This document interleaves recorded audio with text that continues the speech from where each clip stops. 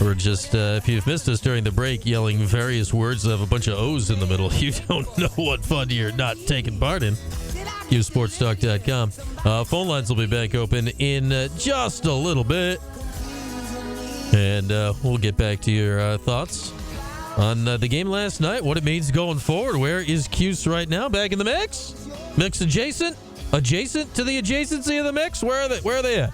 How you feeling about Cuse Hoops right now? We'll get back into that with y'all shortly, but right now we'll go right to the source. We'll go right to one of the coaches on the team as we'll bring him in now. It's Alan Griffin now for our weekly visit with Griff. It is our weekly chat with Orange assistant Alan Griffin. Wellness check on you, Griffin. Did you make it through the court storming okay? How'd you handle everybody surrounded you guys out there? Yeah, I don't do big crowds like that. So as soon as the game ended, I went directly to the Carolina bench and shook their hands, and I beelined it to the to our locker room. I don't do crowds. I just don't. I can't. Yeah, I don't. You're in the middle of those things. Like you never know what's going on in those. I'm trying to remember back to your career, Griff.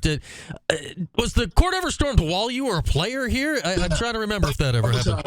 Couple times. It was a couple times, and I did the same thing that I did, last night. I didn't shake the other team's hand. I knew that. I just went straight to the locker room, and it took like 20 minutes for our whole team to get off the court. But yeah, I forgot who we played. I want us. I don't know who we played.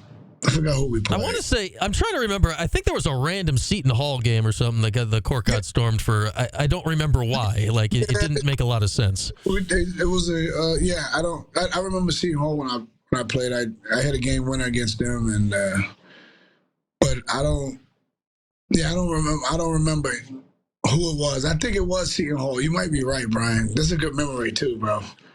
Well, I'm a few. I think I only half remember. I think I might have been on the court going back in time. I feel I knew we did it. I just am trying to remember what.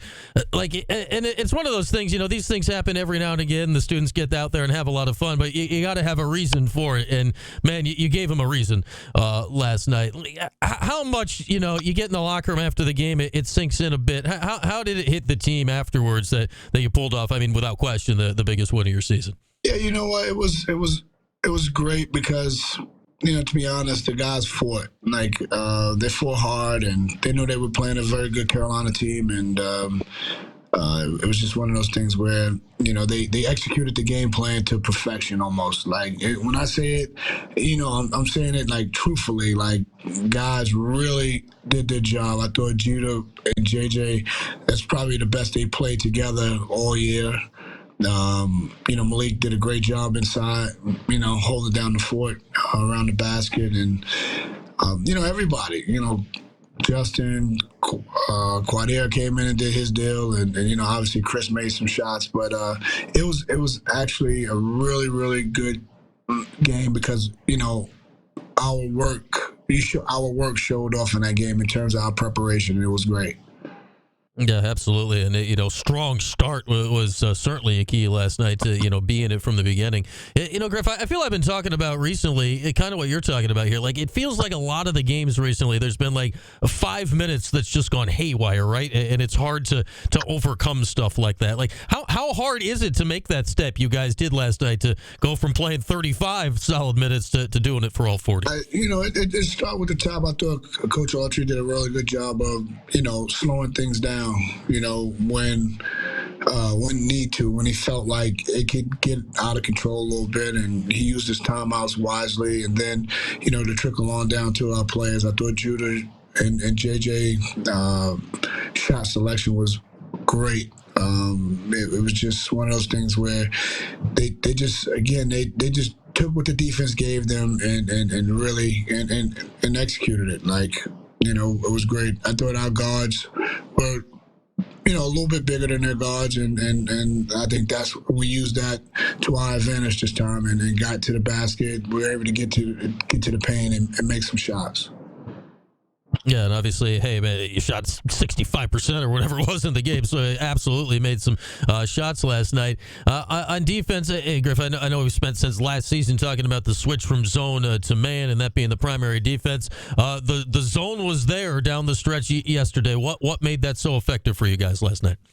We've been playing it for some weeks now in practice and just getting our rotation, especially with some of the new guys. But we knew that at some point in the year, we would go back to it, and we need it. And with the numbers that we got right now, the bodies we got, it's needed. And our guys did a great job in it.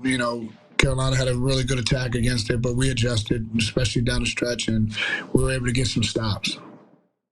Yeah, and no foul trouble, which is certainly a bonus out of it, as well as you mentioned. Griff with us here after the huge win last night against Carolina. I think I counted 3 in the last couple of minutes of the game, Griff, of how many times Quadir Copeland knocked the ball off a Carolina player out of bounds. I don't know if I've seen it that many times in that short a span. Yeah, Q was active. He was active. The greatest part about yesterday's game, I don't think a lot of people seen it. You have to watch the film. It was a rebound, and Q has a level of toughness that always that's why he plays, is because he brings this level of toughness on top of his talent. And he was solo boxing out Ingram. It was just one of those deals, like textbook box out, just I want it more than you do, right? And Q does a lot of that stuff, and he gives us that our defensive intensity and identity an identity on defense. Excuse me. So and Q was just active.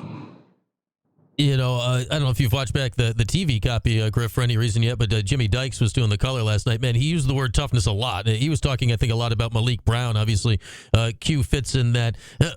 You shoot 65%. Obviously, you win games when you do that. But how much was the toughness a team-wide thing for you last night? It was a team-wide. People, there's one thing that I want to kind of hit and touch bases with you, is because Justin Taylor and people booing Justin Taylor was really, really, really sad and bad because he's one of our own. And you know what? The level of toughness that Justin brings to our team every day is not going to show up on TV. It's not going to show up in the stat sheet. He's there every day. And that's one kid on our team that, as a coaching staff, that we can account for every day, every second of the day. And obviously that's not as sexy as what people and some of our students want, and that's something that every good team needs, right? And I just feel like to hear them boo him is it shouldn't happen, because he's one of us, right? He's part of our family. He's a guy who chose to come to Syracuse because of the student section, because of the fans, because of the town, because of the university, because of the coaching staff, right? And I just feel like he should never get booed at our home. Never, ever, ever. Yeah, you could be upset with him sometimes by his play, and Justin will be the first person to admit that he's not playing the way he wants to or he should.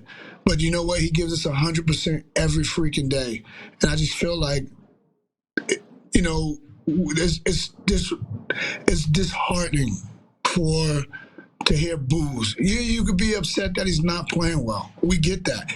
And we understand that. But to hear boos from our crowd for one of our kids is just downright not right. This kid is a everyday 100% kid that put his all in every day. And I just feel that it's just that's the only disheartening thing about last night. The only thing. Let me ask you this, Griff, on JT. Obviously, like, he's not shooting well right now. Like, that's not a secret, and the shots aren't going in. And you say he's still bringing it, mentally tough every day. How hard is that to do? Because obviously, when your shot's not going in and you're a shooter, that screws with you a little bit. So how is it, the balance of him handling all this right now? It's the hardest thing you can do. Because everybody wants to make shots. Don't get me wrong. You like everybody, and you want to see the ball go in the hole. And that's a level of toughness because he can easily put his head between his legs and curl up in the corner and just say I'm done. But he comes every day. He's there an hour before with Coach Mack. He's shooting after practice. You know what I mean? Like he's trying to do everything in his power to get out of what he's in right now, which is sometimes his own head. But that's that's something we could talk about later. But like it shows a level of toughness, Brian. Like that you could come to work still every day. Think about it. Like think about if I don't even know that I can't even give an example because it's just one of those things where, everybody don't have great days at work, but they toughen out because they got to put food on their table for their kids and their families, right? And it's just the same thing with, Justin. Like he just comes to work every day, put his hard hat on and comes to work. So I'm sorry for ranting and going into it like that, Brian, but like that kid is showing a level of toughness because he's continued to help us and do some things to help us win. Griff, I'll tell you this. You're on Sports Talk Radio right now. You never apologize for ranting. This is what we do all day long. Like, we just rant. So you've come to the right place if you want to rant. Yeah. You know what? Definitely. I can rant about a lot of stuff. Hey, sometimes we're having a bad days. We just turn on the mics and let it fly here for a few hours. Right. Definitely. I need that. I need to do that more often. I might call you. I might start calling into you. Hey, you got the number, Griff. Hey, you can be, Alan in Syracuse, and you call in and let it go. We don't have to make this just a Wednesday thing. Phone line's always open, as we like to say. Griff, I'm curious here going forward because yesterday was a great moment, right? And you still have the closing stretch of the season coming up. How do you as a group, capture yesterday and push it forward so you can come out on Saturday and Saturday, Tuesday, and do this again and again down the last stretch of this year? It's the most important game of the season is Saturday.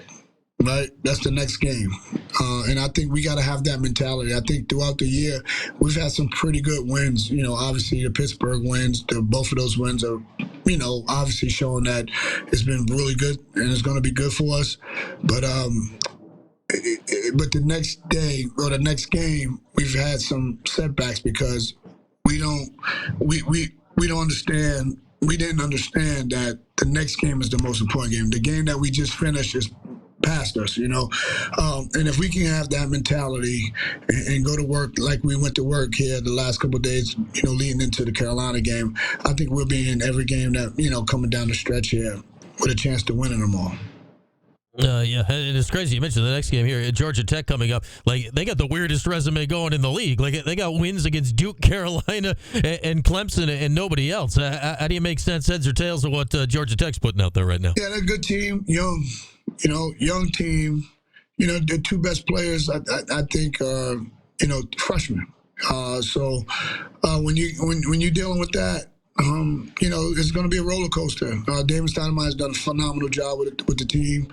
They're going to be a force to reckon with moving forward in the league because they're only going to get better. They're going to get better players. They're going to continue to get better players, and he's a really good coach. So, but yeah, man, they play hard. They have a pro style, offense, and they run a lot of ball screens, similar to what we do. So it's going to be a hard fought game, and we just got to go down there and just be ready to play a really good Georgia Tech team at home. All right, Griff, good stuff. Always good to chat. We'll do it next week. And hey, if you need to rant before then, you know where to find us. All right? Oh, definitely. I will definitely let you know. All right, Griff. Thanks, man.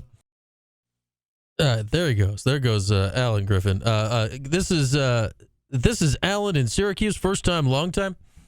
Yeah, you never know. You never know when Griff's going to call in. Probably not literally during the show. He's the reason we record with him in the morning is because he's busy during the show. But with the whole practice thing.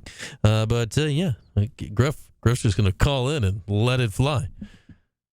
Phone lines are open at 315-437-7644. You got a rant? I don't know. What do you think of what Griff had to say? We got a few minutes that we can chat here coming up. Right now, though, we need the phone lines for this. Because, yes, today, right now, at this moment, I'm going to remember to do the thing that I've been trying to do for the last few days, and that is give away this final pair of REO Speedwagon and Train tickets that we have for the AMP coming up this summer on July 31st. We're still trying to name this concert. I think I'm landing on REO Speed Train. I think that's what they need to name their tour. REO Speed Train. Yeah, I don't want to ditch the REO. If you want them to go slower, call them Train Wagon. Anyway, caller 4 right now. Train and REO Speedwagon tickets. Caller 4 at 315-437-7644. You'll be going to the concert this summer. Caller 4, 315-437-7644. We're back after this. Q Sports Talk and ESPN Radio.